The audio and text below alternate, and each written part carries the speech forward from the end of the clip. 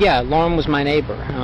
We're just trying to find out where she is at this point. I mean, no one has seen her since Saturday. I mean, the last time anyone heard from her was an email that she sent out, and no one's heard from her since. Did you see her hang out with anyone at the time, anything like that?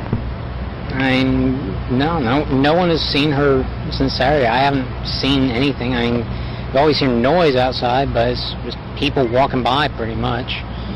And she just recently graduated from Mercer? Yeah, she and I we were both JD students. We graduated back in May. What kind of person was she? I mean, what did you see? I mean, she's as nice as can be. I mean, very personable, very much a people person. Do you know any enemies she might have had, somebody that might want to hurt her?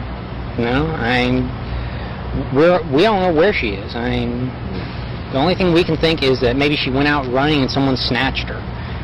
Because I mean, we went over. One of her friends had a key. We went inside and tried to see if there was anything amiss, but I mean, she had a door jamb that was sitting right by it, so there was no sign that anyone broke in. I mean, the door was locked when everyone got here. I mean, we just don't know where she is. What about in the parking lot area? I know they've been doing a lot of. I think that's where they have recovered the body or whatever they recovered from there. Body? Had you seen anything there? Had you seen anything there? I mean, we don't know if this is the same person. You know what I mean? Like, they took out a body there earlier. We don't know if it's the same person or not. That's how we're trying to ask people. Imagine growing up knowing that you were adopted, and 60 years later, when you take an ancestry DNA test, you find out that your birth mom was the victim of one of the most notorious cold cases in American history. Richard Hanchett was born in 1958 in Michigan, and he was immediately given up for adoption by his birth mother. In 2018, Richard, who still lived in Texas, decided to take an ancestry DNA test, and he was immediately matched with relatives from his birth mother's family. He connected with them and even went down to Tennessee to finally meet them. And that's when Richard learned that his birth mother, Ruth Marie Terry, had been missing since the early 70s. For decades, her family searched for her, but they were unable to find her, until 2022. In October of this year, the FBI and Massachusetts State Police announced that nearly 50 years later, they had finally identified the victim of the oldest unsolved homicide case in Massachusetts, the Lady of the Dunes. And the Lady of the Dunes was identified as Ruth Marie Terry.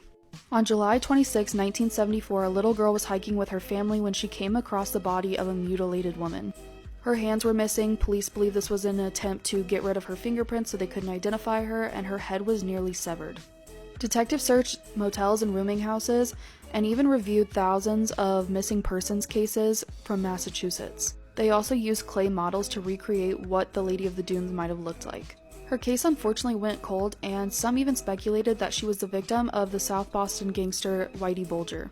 In 2000, authorities had her body exhumed to extract DNA, but it wasn't until recently that they were able to use genealogy testing to identify her. This is the same technique that was used to identify the Golden State Killer.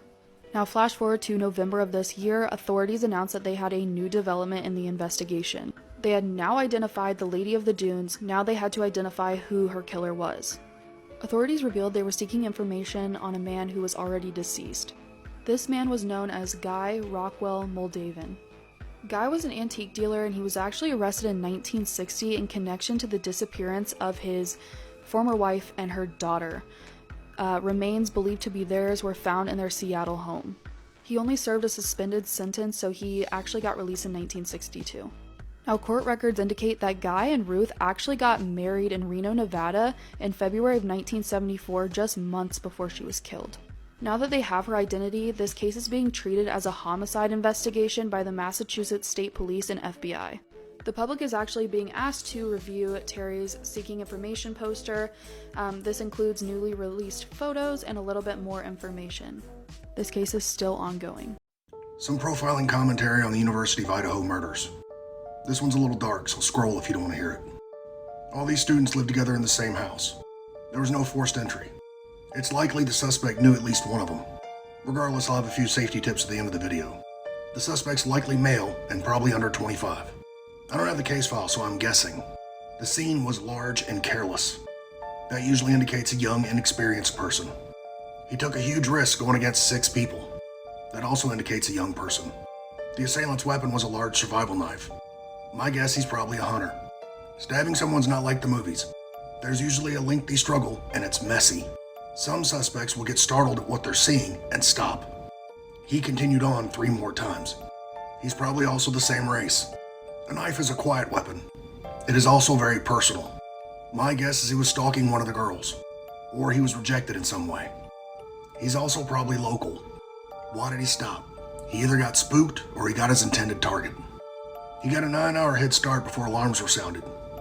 I'd be looking for people that didn't show up to work the next day.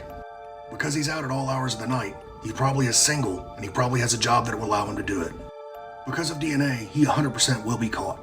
With all the DNA family tree services, somebody that's related to the suspect can inadvertently help catch them. My podcast on the Golden State Killer is an example of this. You can catch that one on YouTube. That's the easy button to help get you there. Please give me a follow. A safety tip for college kids living in one house. Designate one person every night goes and checks all the windows and doors to make sure they're locked. Every night before I go to bed, I make sure the alarm's armed, and I walk the perimeter of my house to make sure all the doors and windows are locked. Dogs are also man's best friend for a reason. I love being a woman. The first thing I thought of was Frozen Ground. So this is not the important part, because Frozen Ground is a movie with Vanessa Hudgens, but it's based off of a true story. And the story follows this guy, Robert Hansen from Alaska. He is horrific. Serial unaliver, and he would typically go after S-workers. He would abduct them in his car, fly them on his little private plane, release them in the woods, and then hunt them for sport. And he got away with that for a long time until he abducted this woman, Cindy Paulson. So while he's basically loading the cockpit of the plane, she's in his car and she realizes he left the door unlocked. So this is her window to get away, right? So she's going to make a run for it. But before she does, she has the foresight to leave evidence in the car. She kicks off both of her heels, leaves them in the back seat, and then takes off on foot. And it's a good thing because police didn't even believe her when she told them what happened. She is responsible for putting him behind bars, and she probably saved countless other women. You got me addicted. I'm hanging on your lips. I don't wanna quit us. We took too good on this. How are you under my skin? Shit and tightens, I let you in. You are messing with my head, and I keep dancing all the years that you want to. Show me that you care. If this is nothing but a game. This is proof that not everything you see on the internet is exactly what it seems. This is Gracie Piscope and her boyfriend / baby daddy, Andre Rebel, and just last week he was arrested for murdering his mother.